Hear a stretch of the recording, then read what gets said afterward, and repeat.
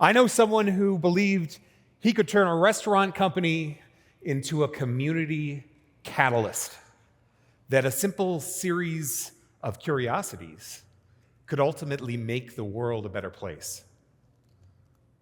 Hi. Let's have a conversation. You're talking to a minister of culture here. Pretty cool title, am I right? Please allow me to preach. Jeff Spiegel and Katie Gardner opened 11 restaurants in the heart of Manhattan over a period of 23 years. Those restaurants had an average employee tenure of 8 years. They also hired and fired TV celebrity, author, and chef Anthony Bourdain early in his career. They had chops, so to speak.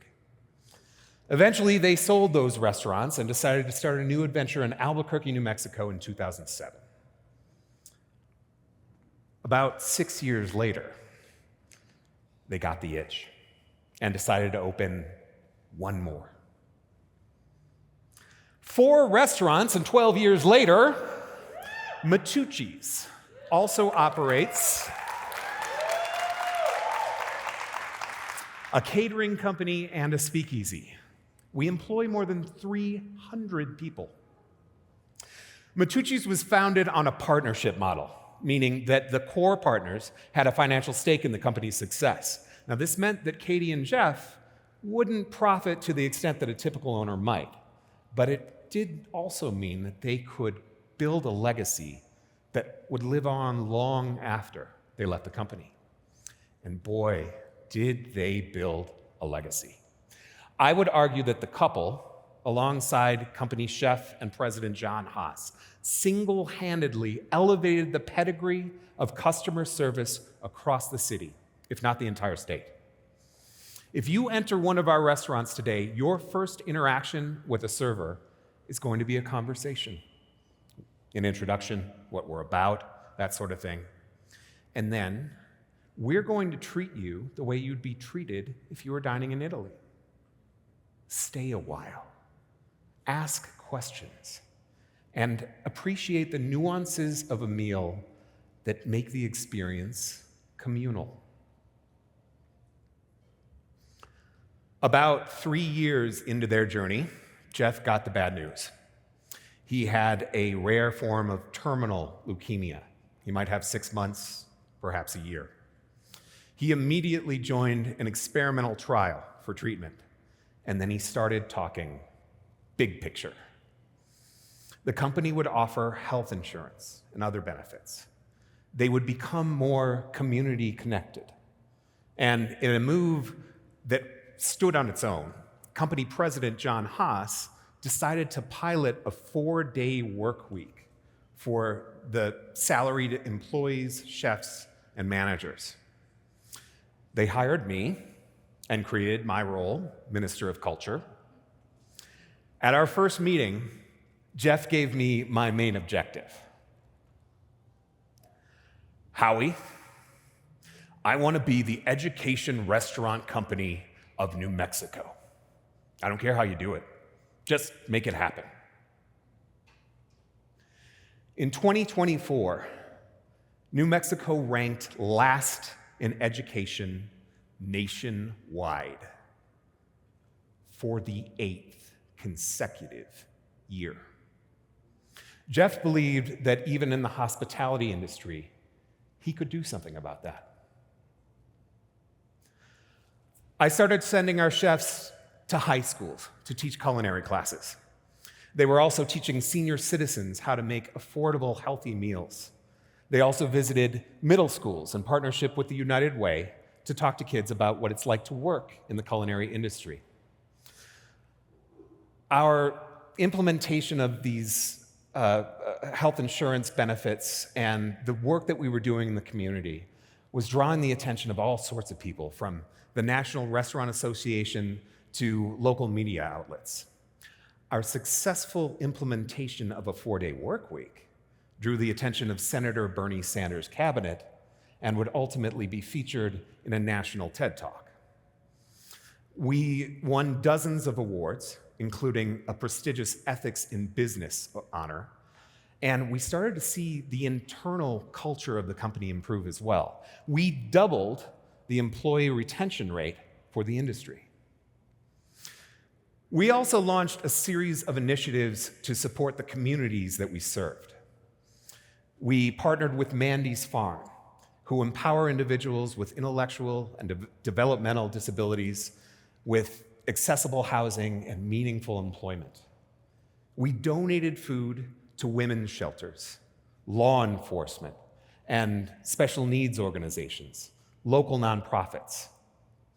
We also launched Albuquerque's first family-friendly drag queen brunch. In short, we believed we had an obligation to support the people and organizations that reflected our values. Meanwhile, Jeff was conducting a survey of his employees. I'll never forget that phone call. Howie, I wanted to see if there were kids in our company who needed help in school, reading and math, that kind of thing. Turns out there's a couple dozen. I want you to create a tutoring program. We can host the sessions in our restaurants. Katie and I will fund it to get it started. Just build the program. As soon as I got off the phone, I made a beeline to my wife, Laura. She's a special educator, and she had some reservations. She said that we needed to build some qualifications around this. We couldn't teach every kid in every subject. We needed to decide who was eligible and what we were going to teach. So we got together with some administrators, some teachers, tutoring experts, and we ultimately decided to work with kids in grades 1 through 5 in reading and math. I hired a tutoring director and 2 extra tutors, and then we launched sessions, both in our restaurants or in the homes of the kids, whatever they preferred, and usually they preferred the restaurants because food was on the house. Now, all we needed was a name for the program. It hit me one morning as soon as I woke up. Matuchi's was going to provide Matutoring.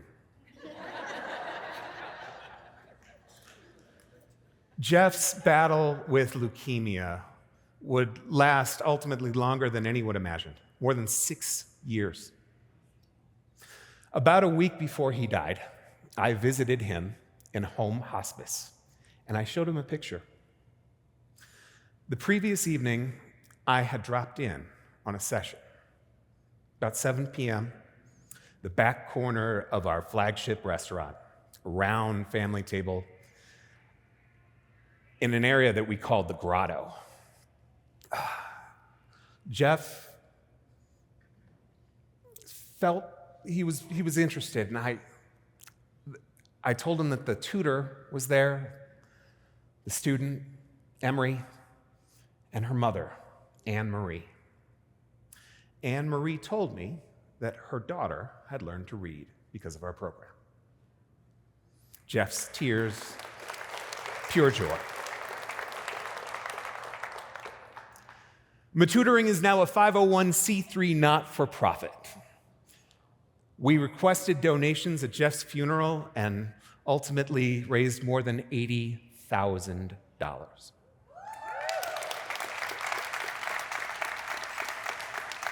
We've aligned the program with national standards, and after measuring our results, we're flying high. Jeff once told me that while he wanted to prove the program could be a success, his intent was to provide a model for other business owners who believed that they too had an obligation to the welfare of their employees' families. To not only try something unconventional, but attainable. To not only ask questions, but test those curiosities. Jeff, if you're listening, bravo. We did it.